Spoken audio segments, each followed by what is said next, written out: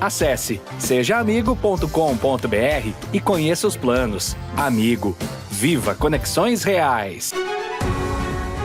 Olá, o Conexão Poder está no ar. Nosso entrevistado hoje é o deputado federal, Coronel Assis. Muito bem-vindo ao Conexão Poder, deputado. Obrigado, Márcio. Obrigado, Fernanda. Para mim é uma grande honra poder estar aqui hoje novamente, né? Sempre aqui no Conexão Poder e falar um pouco aí sobre o nosso trabalho legislativo lá e também sobre outros assuntos que estão na pauta e fora da pauta também.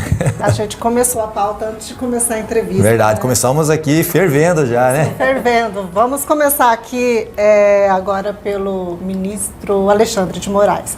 O senhor votou a favor do impeachment dele. E o senhor fez algumas críticas aí com relação às atitudes do ministro que não seriam condizentes com a democracia, é isso? Com certeza. Na verdade, não foi uma votação. Nós fizemos uma coleta de assinaturas, né, e um pedido de impeachment que foi protocolado no Senado da República. E vale dizer que qualquer um do povo pode, né, dependendo de como ele enxergar a atitude de uma autoridade pública que esteja sujeita à lei de impeachment, que vale ressaltar que é de 1950, pode promover uma ação, uma reclamação, recolher a assinatura e protocolar no Senado da República, onde é o local que vai processar isso, né? E assim, uma das características desse pedido em especial é um pedido onde se tem aí o maior número de assinaturas de pedidos de impeachment que foram protocolados no Senado por parte de deputados federais e alguns senadores que também assinaram a petição. Agora está com o Senado. Exato, foi protocolado junto ao presidente Rodrigo Pacheco, né, num ato que foi feito ali, né, pelos deputados federais, acompanhados de alguns senadores do Mato Grosso. Estava eu, deputado Zé Medeiros, deputado Barbudo, né, Nelson Barbudo, e nós participamos ali e passamos ali essa incumbência agora do Senado, que vai analisar dentro do seu, segundo o compromisso que Rodrigo Pacheco teve ali com os parlamentares que protocolaram esse pedido, né, ele vai passar pela assessoria jurídica do Senado, né, e ele se comprometeu também em colocar junto à discussão do Colégio de Líderes e da mesa diretora daquela casa. Nós esperamos que Rodrigo Pacheco possa processar isso e fazer andar, né? Como eu disse, né, a questão de que se a autoridade não entender que isso é democrático, realmente ele não vive numa democracia, né? Deputado, pegando o gancho mesmo, sobre essa derrubada do X, o antigo Twitter, a imposição de multas, bloqueios de contas em redes sociais, o senhor acha que o Brasil vive sob censura? Eu acho que o Brasil entra num retrocesso, né? Uma vez que nós nos igualamos a países que são extremamente absolutistas, como China, Coreia do Norte, né, Rússia, né, onde existe ali um líder supremo que determina o que pode e o que não pode. Eu acho que o direito, acho não, né, eu entendo, e a própria Constituição Federal do Brasil, ela entende que o direito à livre expressão, ele é um direito inalienável do cidadão brasileiro. Eu acho que a questão de se falar, você pode falar o que você quiser falar e você está sujeito aos crimes de injúria, de difamação, de calúnia que estão capitulados dentro do nosso ordenamento penal e que qualquer um que se sentir, né, vamos dizer assim, prejudicado do que foi falado, ele tem a justiça para entrar, né? E vou mais além, eu acho que é ruim isso para a democracia brasileira. O Brasil passa, né, uma mensagem muito ruim, né, a outros países democráticos no mundo, e eu acho que, na verdade, fica uma mancha na democracia brasileira com esse tipo de ação. Tá, então nós mantemos a democracia ainda, não perdemos ela. Eu acho que já foi até falado, né, por determinadas autoridades aí, dos poderes, né, quer seja do judiciário ou do próprio executivo, que o conceito de democracia que se tem hoje, ele é relativo, né? Eu não entendo isso, né? Mas tudo bem, eu acho que não. Eu acho que nós temos que lutar pela democracia, né? Eu fui eleito para poder estar lá no Congresso Nacional, na Câmara dos Deputados, promovendo essa defesa, e enquanto eu estiver lá, a gente vai fazer isso. Lógico, tudo dentro de um respeito, né, dentro de uma linha, né, muito coerente, mas firme, na forma que temos que cobrar sim as pessoas. E eu volto a dizer, se a autoridade, quer seja ela do Executivo, do Legislativo ou do Judiciário, judiciária que não está preparada para receber críticas, realmente ela não podia estar no cargo que ela desempenha. Aproveitando a experiência do senhor na segurança pública, vamos mudar um pouquinho de assunto. Eu gostaria que o senhor comentasse como esse momento que a gente está vivendo, esse avanço das facções, cada vez crescendo mais. A gente teve agora uma situação horrível aqui no estado, de 2 jovens que foram assassinadas. Acho que a gente estava comentando sobre isso antes, por causa até de um sinal numa foto, e parece que entenderam que era de uma facção rival, uma coisa assim. Eu queria que o senhor comentasse sobre isso. Tem como parar esse avanço? Ainda tem saída? Esse caminho a gente consegue retornar, consegue segurar? Ou perdemos o controle? Ou já foi a corda com a caçamba, né? É, porque a gente está vivendo que o controle está com crime. Né? A ordem... A gente tem regras. A gente tem que seguir regras do crime, a sociedade em geral. Sim.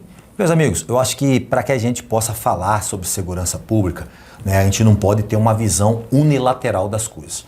Eu acho que segurança pública é um assunto muito sério, né, e ele tem que ser debatido com profundidade, de maneira que nós possamos, né, verificar e analisar o avanço criminal, né, que por consequência traz o aumento da violência de maneira muito técnica, de maneira muito coerente e muito responsável. Eu não posso aqui de maneira alguma, né, apontar o dedo para uma causa e falar, tá ruim por causa disso. Não, peraí, eu acho que tudo que está acontecendo hoje no Brasil, né, merece uma atenção especial, principalmente, né, das autoridades públicas, quer seja do poder legislativo, do judiciário e também do executivo. Porque se a gente for pegar e, vamos dizer assim, dividir a responsabilidade, esses 3 atores têm muita responsabilidade no quadro atual que hoje se encontra a segurança pública no Brasil. Vocês trabalham com notícia e vocês noticiam muita coisa, né? Principalmente da área de segurança pública o tempo todo. E a gente sabe que hoje um dos maiores anseios por parte do cidadão é ter segurança pública, né? E aqui a gente começa a falar coisas que aconteceram, mas que não foi a primeira vez, né? Já tivemos outras situações aqui no estado, né, onde pessoas foram vitimizadas por fazer gestos, por tirar foto, postar na internet em relação, né, a determinada facção, A, B ou C. Isso aí já aconteceu, não foi a primeira vez não, né? Agora, o que nos causa espanto, né? E com certeza isso demonstra, né, que na verdade é uma situação vexatória, vergonhosa, né? Foi o que esse fato foi assistido, comandado numa videoconferência de dentro da penitenciária central do estado. Isso é um absurdo, né? Isso não era para acontecer, porque na verdade, meus amigos, entrar celular e droga na cadeia é proibido, pô, todo mundo sabe que é.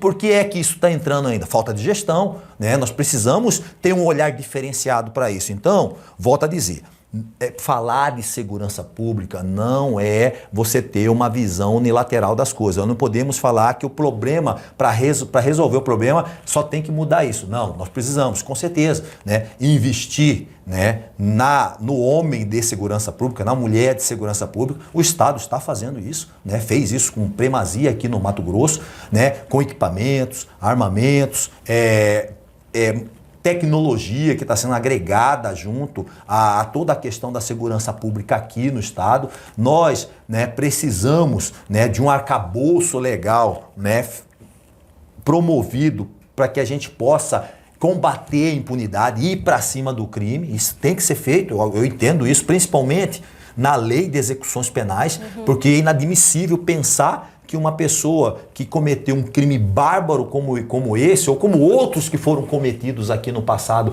no nosso estado, vai daqui a 3 anos, 4 anos, ter acesso à progressão de regime e vai ficar no semiaberto, né, praticamente, vamos dizer assim, com uma absolvição indireta, né? Nós precisamos que o judiciário venha para o jogo também, né? É imperioso, né, que o Poder Judiciário possa tratar essa situação, como eu disse, com profundidade, com responsabilidade, porque esse dia atrás, Márcio, eu vi uma condenação de um cara, né, que a matéria, inclusive, do repórter MT, viu? Falando assim, ex-namorado que matou a ex-companheira em uma festa a facadas é condenado a 13 anos. Pelo amor de Deus, 13 anos só?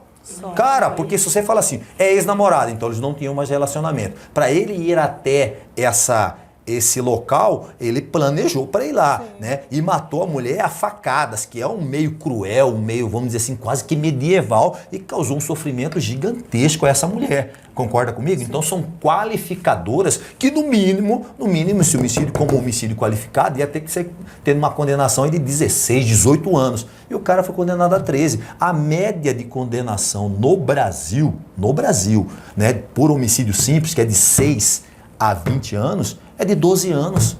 12 anos dividido, você vê 12 ou 13, né? Dividido por 3 vai dar 4. Se o cara ler livro, trabalhar, estudar na cadeia, 3 anos e pouco ele está na rua. Então, assim, o que aconteceu com a Rayane, né, e a Ritiele lá em Porto Esperidião, com certeza, né, tem, né, a culpa de tudo isso que aconteceu, de todos esses atores do judiciário, do executivo, do legislativo e do executivo, porque controlar a cadeia é culpa do controlar a cadeia é atribuição do poder executivo, né? Nós não podemos de maneira alguma imaginar que hoje mesmo eu vi uma reportagem que na Mata Grande fizeram uma revista, tinha 100 e poucos celulares que foram apreendidos. Meu amigo, como que entra isso aí, pô, né? Isso é proibido, isso tá na lei, é proibido, nem o não pode entrar. pode entrar com o celular. Então, existe falha. E aí eu falo para você, meu amigo, a mão do governo do estado tem que pesar em cima disso, para que a gente possa ter um olhar diferenciado. Se for ter que trocar, né, a direção de quem está dirigindo, tem que trocar, né? Agora não pode nós termos aí denúncias e casos reiterados acontecendo e a gente continuar na mesma toada. Isso é ruim para o Estado, isso aí é uma situação vexatória para o sistema penitenciário brasileiro, que é composto por homens e mulheres muito honestas, honradas, e aqui eu falo para vocês, eu não canso de dizer isso, se teve uma classe policial que cresceu bastante, né, e teve um amadurecimento profissional muito grande, foi a classe dos policiais penais, né? Eles amadureceram, eles têm um know-how hoje de trabalhar dentro dos estabelecimentos muito grande. Agora, o que está faltando? Né? Será que é investimento em tecnologia? Mauro tem toda a disposição e já investiu muito, e se precisar ele investe mais em cima disso aí. Agora, peraí, pô, como é que entra celular e o chefe do crime organizado tem um celular e começa a falar com os outros? E assim, meus amigos, existem vários informes aí de que o crime lá dentro fala o tempo todo com o crime aqui fora. Lá e tudo que acontece aqui, né, é autorizado por quem está lá dentro. Agora, como é que isso acontece? Me explica. Então alguém precisa dar essa resposta pra gente aqui. Não é para mim, pro deputado federal Coronel Cis, é pro povo, é pra mãe da Ritiele, é pra mãe lá da Rayane, que foram mortas de maneira cruel, de maneira gravíssima. Né? Então a gente precisa dessa resposta, porque foram presos, ok, serão processados, vão ter a condenação, mas, poxa vida, por causa dessa determinação que saiu de dentro da cadeia, né, da penitenciária central do Estado, nós tivemos 2 moças vitimadas, né? E é para ser mais, mas o menino fugiu, né? O menino fugiu. E aqui é bom que fique bem claro, né? Porque às vezes essa cultura, né? Essa cultura e essa narrativa muito ruim que tem do Brasil do desencarceramento, ela está presente no legislativo, está presente no executivo e está presente no judiciário também. E isso é ruim, porque o que eu quero dizer para vocês? Se nós formos pegar hoje aqui, né? Qual é o país que tem o maior índice de encarceramento no mundo? Estados Unidos. Qual é o país que tem a diminuição dos índices criminais anualmente? Estados Unidos. Então não vem com essa conversa fiada falar que prender as pessoas não resolve, porque resolve. Se nós pegarmos, né, aqui, né, e aqui eu quero abrir um parênteses, o exemplo de El Salvador, para vocês terem uma ideia, lá era o pior índice de crime de homicídio por 100 mil habitantes das Américas. Hoje só perde para o Canadá. Né? Só perde para o Canadá. Por quê? Porque parece simples, né? Mas quem que matava lá? Eram as facções chamadas pandilhas, né? Os pandilheiros. Prendeu-se os pandilheiros, diminuiu-se o número de homicídio. Né? Parece simples, mas é isso, cara. É isso. Deputado, na prática, vamos supor que o senhor fosse secretário de Segurança, na prática, o que o senhor faria agora? nessa situação? Na verdade é assim, cara, como eu falei para você, segurança pública tem que ser tratado de maneira muito séria, né? Não dá para você falar assim, o que você vai fazer agora para resolver? Não, peraí, nós temos que analisar todos os cenários, né? O que eu posso dizer para você é o seguinte, por que Goiás e Mato Grosso do Sul têm um melhor índice de controle criminal hoje do que o Mato Grosso? Nós precisamos entender esse fenômeno. Então, por isso que o corpo técnico que hoje dirige a nossa Secretaria de Segurança Pública, ele dirige de maneira que tem que buscar essas informações para tentar aplicar aqui no nosso estado, né? Eu posso te dar um dado aqui agora, que eu levantei no Mato Grosso do Sul, por exemplo, que de cada 100 ocorrências que são encaminhadas pela Polícia Militar lá, de prisões, né, 97 e 98 viram flagrante delito.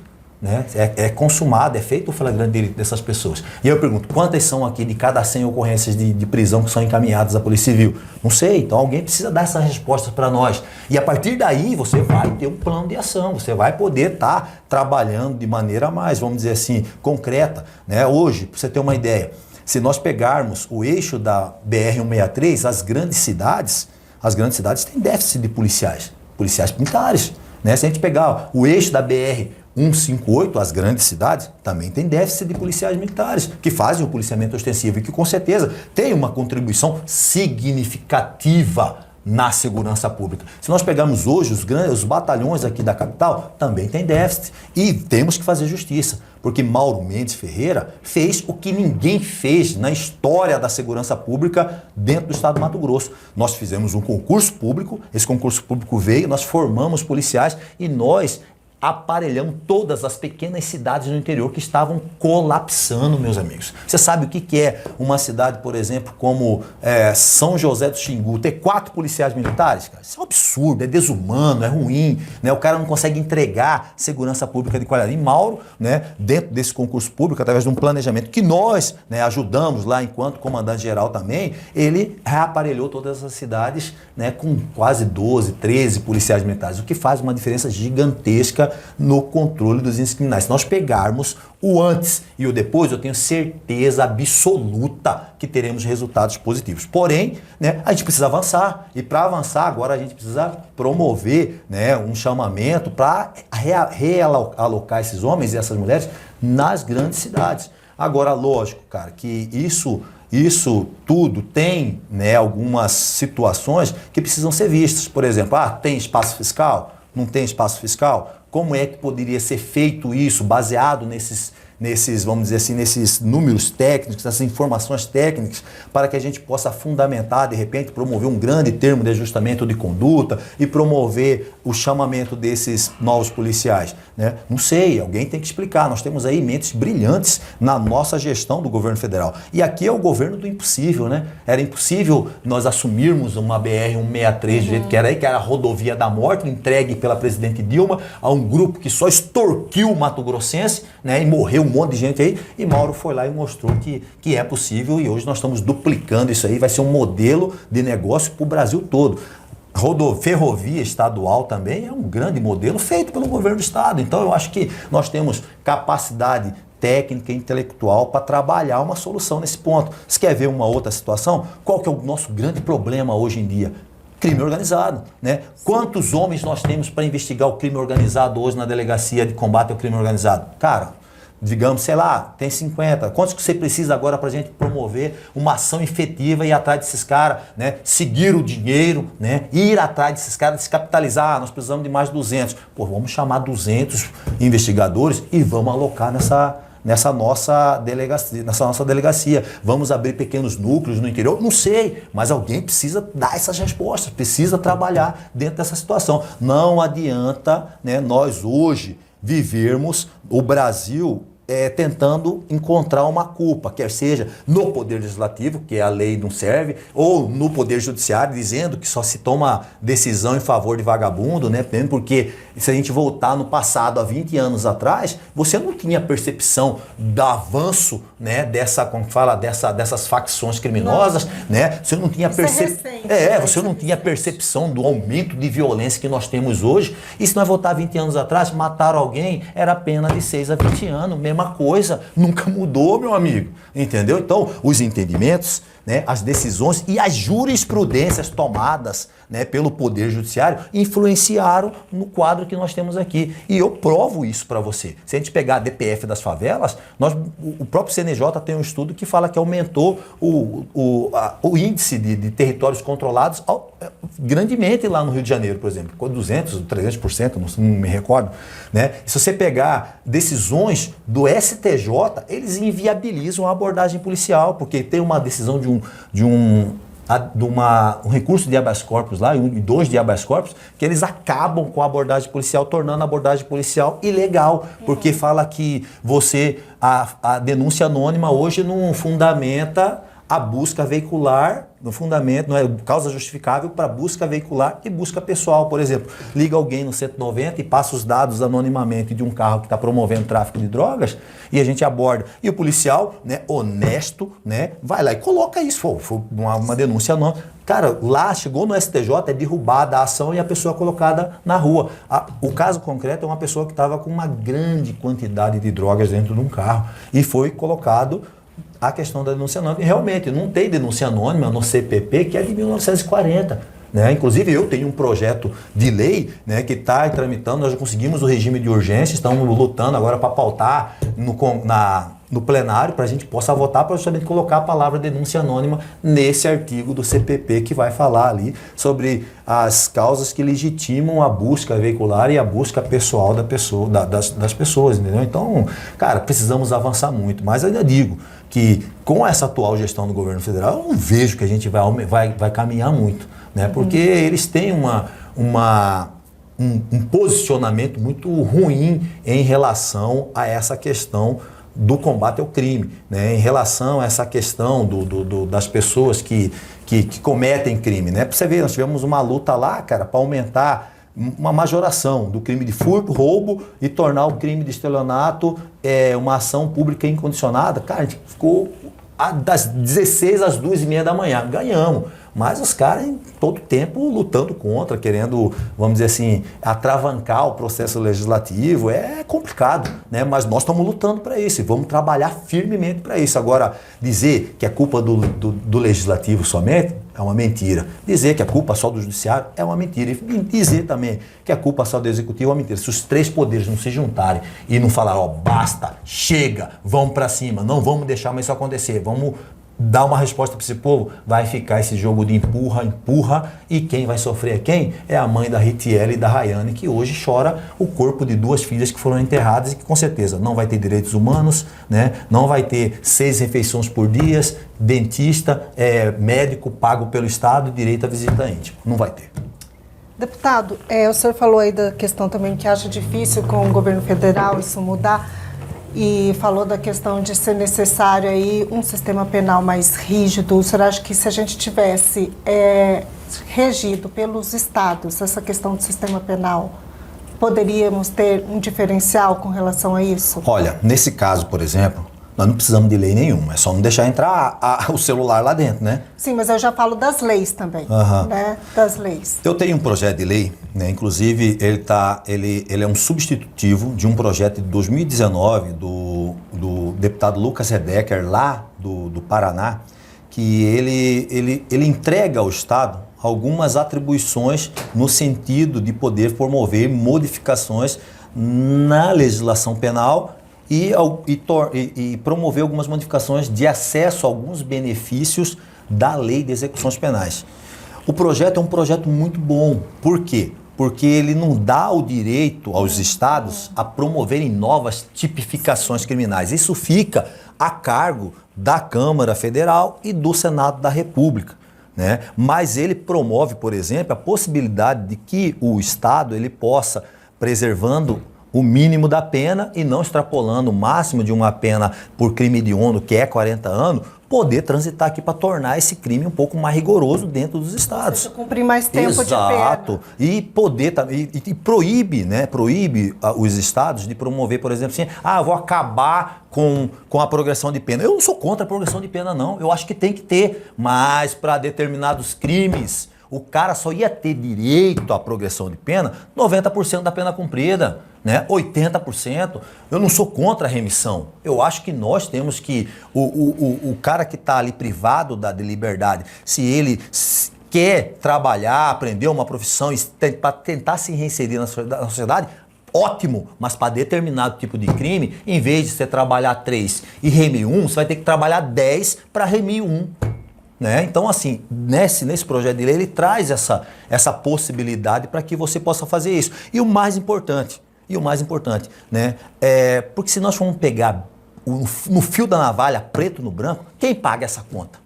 Né? Nós, o contribuinte, mas na verdade a maioria da conta é do governo estadual. Porque se a gente pegar a população carcerária nos presídios federais, ela é muito ínfima em relação a tudo que nós temos no Brasil e que os governos estaduais, eles têm que bancar. Então, por exemplo, né, se um governo do estado, por exemplo, que quiser mudar, né, a pena, mexer aqui na pena de homicídio, né, ele que vai ter que dar essa iniciativa legislativa. Por quê? Porque é ele que vai ter que pagar a conta, porque o cara vai ficar um pouco mais tempo dentro da cadeia, quem paga a conta é o governo do estado, né? Então o governo do estado vai ter que promover essa mudança, essa alteração legislativa no sentido de tornar um pouco mais rígida, né, essa questão penal e a questão da execução penal. O processo penal, como o próprio nome já diz, é um processo, né, precisa ser mudado. Eu não entendo que tem que ser atualizado, né, mas mudado nesse sentido não. O senhor disse que não sou contra a progressão de pena. E a tornozeleira? Não, é um instrumento bom, mas precisa... Porque o que a gente vê por aí... É o tornozelada promovendo crime. Né? Mas se a gente for pensar bem, Márcia, a tecnologia, ela é importante para você promover um controle criminal. Né? Nós temos, né, programa de câmeras, bacana, isso é ótimo, porque a câmera ela vai, né, dentro de uma construção razoável e técnica, nos dá informação, ela vai produzir relatórios de inteligência para que você possa nortear o trabalho operacional, né? E a questão da tornozeleira também é um baita instrumento, né? Só que tem que ser usado do jeito que tem que ser usado, né? O que não pode, por exemplo, a instituição policial não ter acesso a determinadas informações. Poxa vida, né? Eu acho que dentro de uma razoabilidade, de uma questão de que você possa fazer uma conferência, né, promover ali, saber quem entrou no sistema e promover, sabendo disso aí, a pessoa pode usar sim, ó, você vai colocar seu CPF ali, vai colocar, é totalmente auditável, né? Então eu acho que é uma coisa que vale a pena se investir também, mas é como eu disse, tem que ter razoabilidade, tecnicidade e poder usar da maneira correta. O senhor tem um projeto de lei que aumenta de 6 para 8 anos a pena mínima para homicídio. Como está isso, deputado? E ainda não é pouco, porque é isso que a gente estava conversando agora. Não é cumprido, né? Na verdade, o que acontece? Por que a gente colocou esse projeto de lei lá? Dentro de tudo aquilo que nós nos propusemos lá na campanha política, né, era justamente promover mudanças legislativas que vão combater a impunidade. Hoje, para você ter uma ideia, se nós pegarmos vamos espremer o direito, tá? Alguém que cometeu um homicídio simples, que a pena é de 6 a 20 anos, né? De 6 a 20 anos, esse cara, se ele for condenado a 7 anos, 11 meses e 29 dias, ele já começa a cumprir sua pena no regime semiaberto. Porque ele no Brasil, só pode começar só começa a cumprir a pena no regime fechado a partir de 8 anos de condenação. Por isso que a ideia era justamente sair de 6 para 8 anos para ser a mínima do homicídio, para o cara já começar no fechado.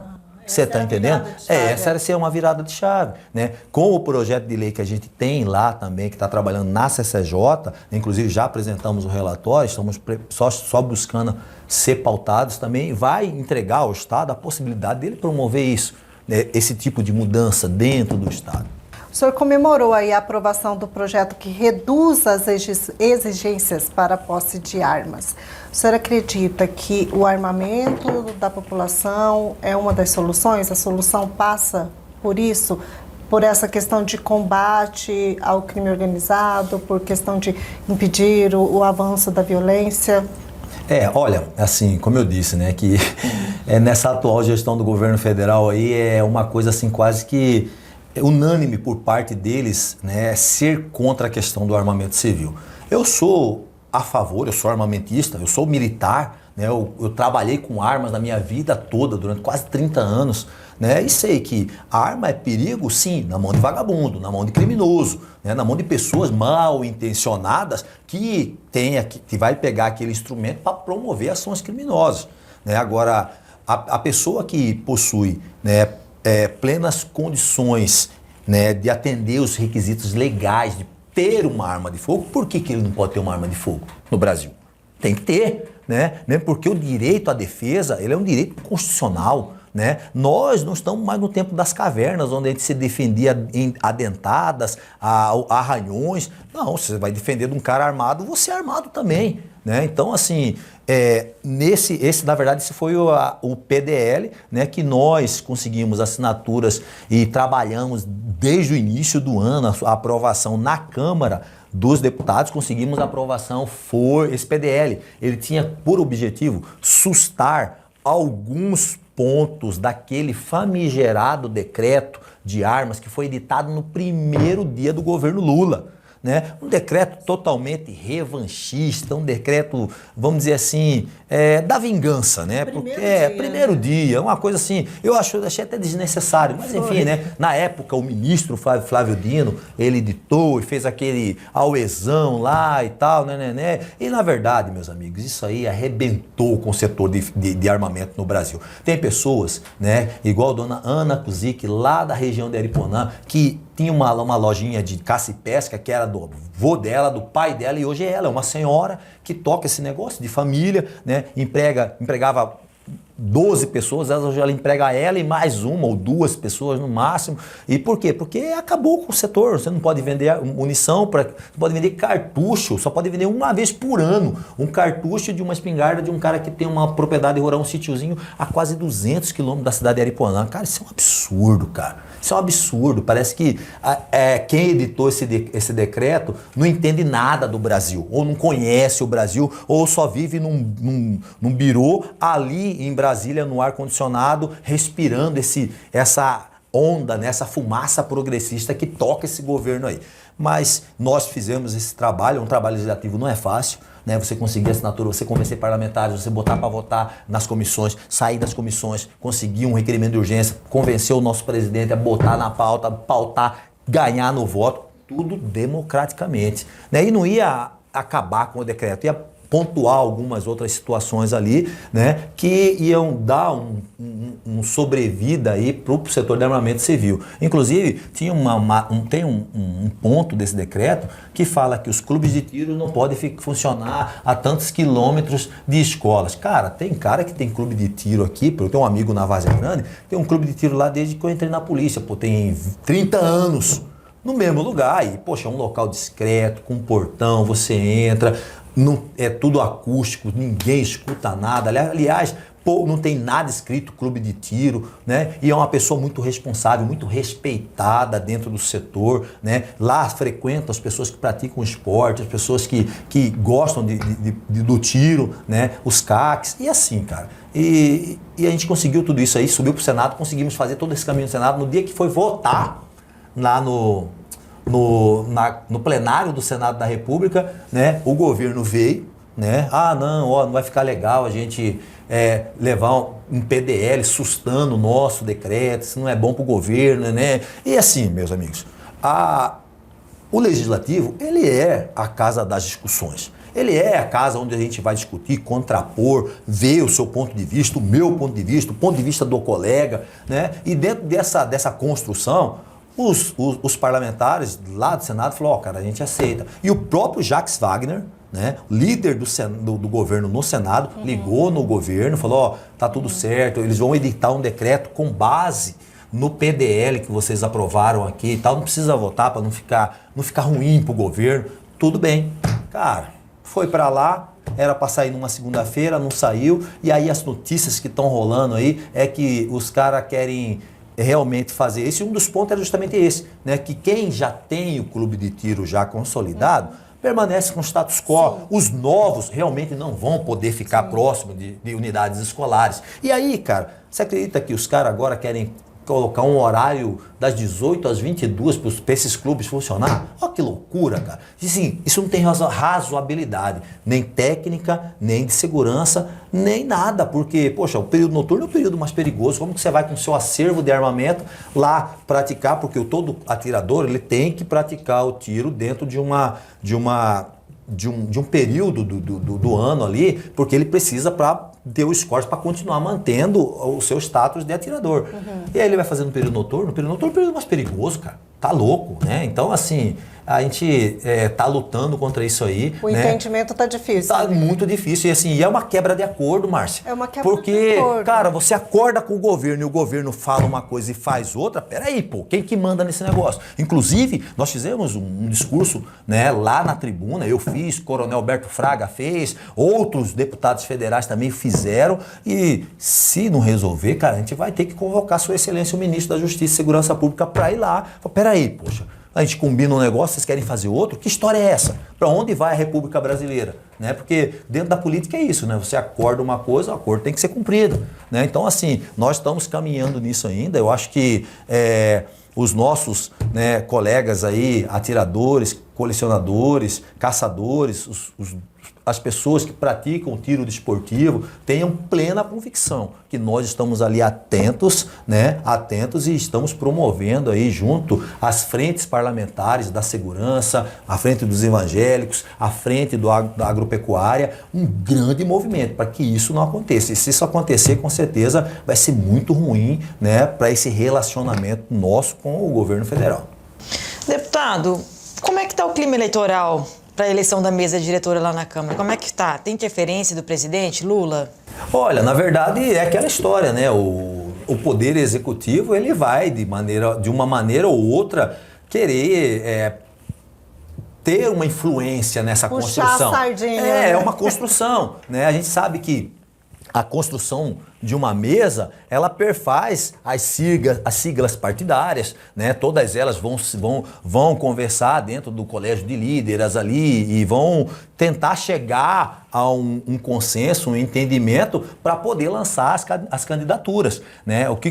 Qual que é o quadro atual, né? O quadro atual é o seguinte: nós tínhamos dentro do meu partido, União Brasil, né?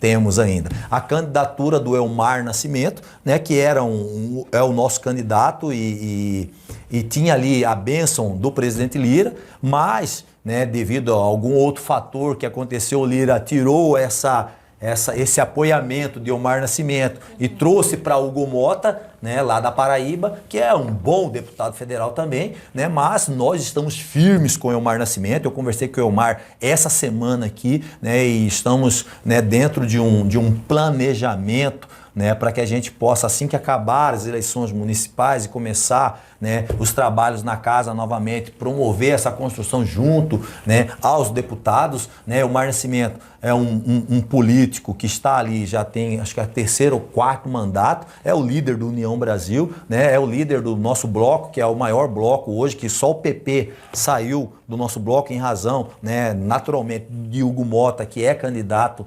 à presidência da casa, e a gente vai estar buscando esse entendimento, essa conversa, principalmente junto aos nossos deputados que são da direita, né, da qual na oposição nós temos ali vários deputados de várias siglas partidárias, tem do PL, tem do Novo, tem do Podemos, tem do União Brasil, e nós vamos atrás disso aí para que a gente possa tentar viabilizar a candidatura de Elmar Nascimento, né? Eu volto a dizer, Elmar Nascimento é um homem de palavra, né? É um cara que defende com unhas e dentes as prerrogativas dos parlamentares e é uma pessoa que é pró-anistia dos patriotas do 8 de janeiro. Né? Por quê? Porque o Elmar Nascimento, assim como nós, entende que entre condenar uma pessoa por um crime que foi um crime de dano, né? Não tem outra explicação, é dano, né? Há 17 anos, mais multa e a anistia, nós somos a anistia. Então nós iremos trabalhar firmemente para tentar aí buscar essa viabilização de Elmar Nascimento aí a presidente da mesa lá da nossa Câmara dos Deputados. As prerrogativas dos deputados ainda, o senhor sente que ainda são ameaçadas? Olha, na verdade eu entendo que nós tivemos momentos de muita tensão, né? Tensionados aí, né? Entre os poderes, né? Quer seja o Poder Executivo, quer seja o Poder Judiciário, ali representado pelo STF, né? E isso acaba trazendo ali um certo prejuízo, né? A toda essa dinâmica dos poderes, porque os poderes eles têm que estar independentes, né?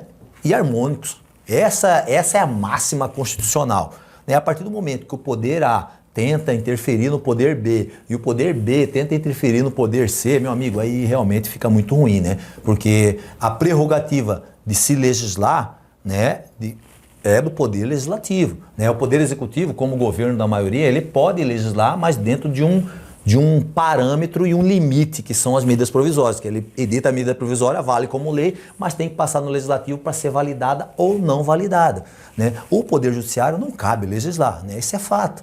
E a partir do momento que isso tem essa confusão, é muito ruim. É como se, por exemplo, hoje nós temos, vamos dizer assim... Não cabe, mas tem legislado. Hoje, para você ter uma ideia, nós temos, por exemplo, inúmeros processos legislativos, né, que estão aí, processos judiciais que estão acumulados aí no Brasil. Então, daqui a pouco nós vamos fazer uma lei lá no Congresso Nacional para que a gente possa julgar esses processos? Não, porque não é atribuição do Legislativo, né, julgar processo, isso é do Judiciário, a gente respeita isso muito, né? E é por isso que a gente quer trabalhar pelas prerrogativas, sim. Deputado, aproveitando sua presença, a gente viu hoje uma situação que foi até a Coronel Fernanda que divulgou, e eu gostaria que o senhor comentasse sobre esse fato, que o Ministério da Justiça, já estamos falando aqui da Justiça, né, autorizou o uso da Força Nacional para agir na reintegração forçada ali no assentamento Itanhangá, aqui em Mato Grosso, né? Essa autorização ela foi publicada nessa quarta e pelo que a gente acompanha, essa reintegração, ela não tem seguido assim um trâmite de qualquer resguardo a esses assentados que estão ali há décadas, né? Ou seja, eles agora colocaram a autorização, o INCRA, com a autorização da Força Nacional para chegar e tirar o pessoal que está lá há décadas. Isso é um grande absurdo, né? Hoje, né, aqui nós temos que render homenagem também à colega, a Coronel Fernanda. Hoje nós nos reunimos, né, e ela está à frente dessa luta aí, está apoiada por toda a nossa bancada, nós estamos juntos com ela também. E assim, é um grande absurdo que o governo federal vem fazendo, né? E agora essa atitude do ministro da Justiça e Segurança Pública realmente ela é reprovável, né? Mesmo porque, como você mesmo disse, as pessoas lá estão lá há 40 anos. 40 anos, né? Então não era mais fácil você regularizar a área e entregar outras áreas. Existem milhões de áreas, né, no estado brasileiro, estão demarcando área indígena aí, meu amigo, a dar com pau, né? E aí a gente vê esse tipo de ação que está acontecendo aí de forma irresponsável, de forma até me parece um tanto quanto aí revanchista, não sei, né? Porque qual o objetivo disso, meu amigo? Pelo amor de Deus, nós temos decisões, né? Inclusive foi veiculado na semana passada, decisões que proíbem, né, a justiça, os policiais de fazerem reintegração de posse se o Estado não der condições de que os membros do MST tivessem outras propriedades. Então, eu acho que a gente podia parametrizar isso, né? Vou até dar essa ideia. Você invade, né? Minha fazenda, exato, mas eu tenho que te dar uma fazenda. O Estado tem que dar fazenda. alguma coisa para você, para que você possa ser reintegrado. Então, se fosse usar essa mesma lógica, né? E não estamos falando de invasor, não, né? Estamos falando de moradores, de pessoas que estão lá há muito tempo, sim, e que têm uma vida dedicada à terra, né? Então nós estamos falando disso. Então acho que nós poderíamos usar esse mesmo parâmetro, né? Falar com o pessoal de Itanhangá para entrar com essa mesma jurisprudência baseado nesse paradigma que foi dado lá na Bahia aos invasores sem terra, que eles só podem sair de lá a partir do momento que o Estado brasileiro entregar para eles algo que seja agricultável ou outra propriedade, fazer a mesma coisa aqui, né? Impedindo esse tipo de situação. Mas é um grande absurdo, mas isso mostra realmente o que o governo Lula pensa do povo brasileiro, né? Tira na porrada, manda a polícia entrar e tirar de maneira como se fosse bandido, vagabundo, e não é, né? São pessoas de bem que trabalham na terra. E o senhor acha que isso também pode ser, digamos assim, essas terras estão sendo usadas como moeda de troca por esse governo para passar para os seus apoiadores políticos, seus acólitos, né? Ou seja, nós vamos tirar... O pessoal que apoiou, eu prometi para vocês que eu ia fazer novos assentamentos, que eu ia dar terra para todo mundo. Agora eu estou tirando o pessoal daqui, que está aqui há décadas, para colocar vocês que estão chegando agora. É lindo você poder fazer isso, né? Pegar uma coisa estruturada, onde tem energia, tem estrada, tem água e que com certeza, né, foi feito pelo nosso governo, pelo governo do Mato Grosso, pelas prefeituras, a prefeitura lá de Itanhangá, que deve ter patrocinado, que não deve ter dinheiro do governo federal lá. E agora que está bonitinho, eu tiro e entrego para os meus acólitos, né, para os meus asseclas, né? Cara, isso é um absurdo, né? Realmente esperamos que não seja isso, né? Mas esperar o quê da atual gestão do governo federal? Uma gestão que realmente deixa muito a desejar em todos os aspectos, né? Tá aí a questão ambiental, né? O Brasil pegando fogo e as pessoas achando que está tudo bem, obrigado, ou, né? As questões que acontecem aí, o cara acha que resolve numa mesa de bar tomando 1, 2 ou 3 cervejas. Enquanto isso, o ministro Flávio Dino suspendeu uma lei de Mato Grosso que prevê medidas contra invasores de propriedades privadas no estado.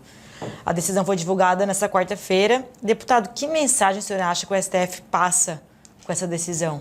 A mensagem de que esse governo, infelizmente, ele é pró-criminoso, né? Pró-MST. Poxa, o MST tem 40 anos, cara, cometendo crime na zona rural de todo o Brasil, né? Eles não possuem CNPJ, eles não possuem, né, razão social, não tem estatuto, não tem sede. Hoje, se um magistrado quiser dar uma multa diária ao MST, não tem como dar. Por quê? Porque não existe. Então, até nisso, né, nós temos um projeto de lei que já foi votado o relatório na CCJ e vai votar agora, né, vai votar o mérito agora na CCJ. E nós vamos ganhar, viu?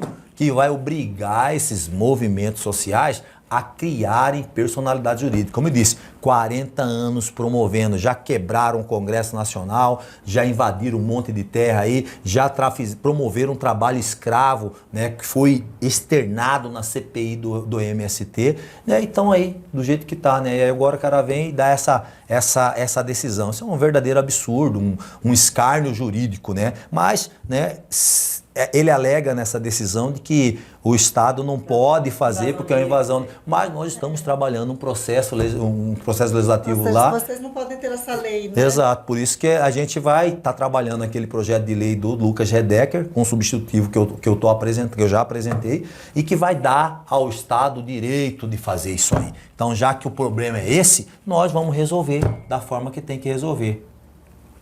Certo. Certo. Satisfeita, Fernanda? Satisfeita. Deputada, eu quero agradecer a sua entrevista.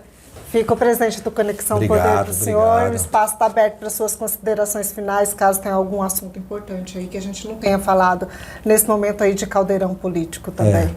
Não, obrigado. Quero agradecer mais uma vez a oportunidade de estar aqui. Dizer que nós estamos lá no Congresso Nacional trabalhando firmemente para defender, né, o que a gente pregou lá na nossa campanha política e defender, né, o posicionamento de quase 50 mil mato-grossenses que acreditaram, né, no Coronel Assis, né, e lá na campanha, e com certeza, né, nós iremos defender isso até o final, né? Claro que o caminho jurídico, o caminho legislativo não é um caminho fácil, porque, né, são 2 casas legislativas, os projetos de leis, eles tramitam nessas 2 casas, depois que se encerra esse caminho, ele vai para a sanção, na sanção, se houver o veto, volta para o Congresso para julgar os vetos, né? Então, realmente, mas tudo isso tem um porquê, né? O porquê de que, com certeza, tem que se esgotar todas as discussões no momento em que se dita uma lei. Lei é coisa séria, né? Nós não podemos tratar a lei de maneira como se fosse uma coisa trivial, né? Exemplo, a questão da liberação das drogas, né? Numa decisão, numa canetada, se liberou 40 gramas de maconha para uso pessoal e porte no Brasil.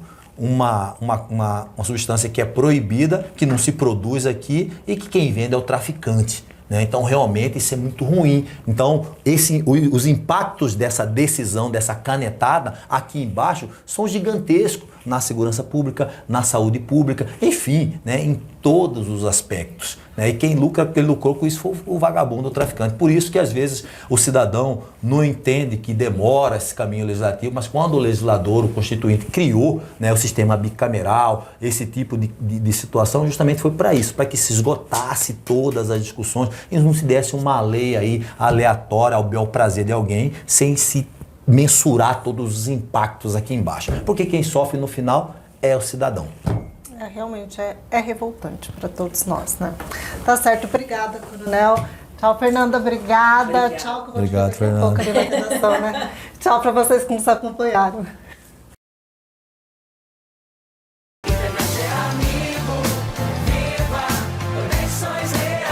Acesse sejaamigo.com.br e conheça os planos. Amigo, viva Conexões Reais.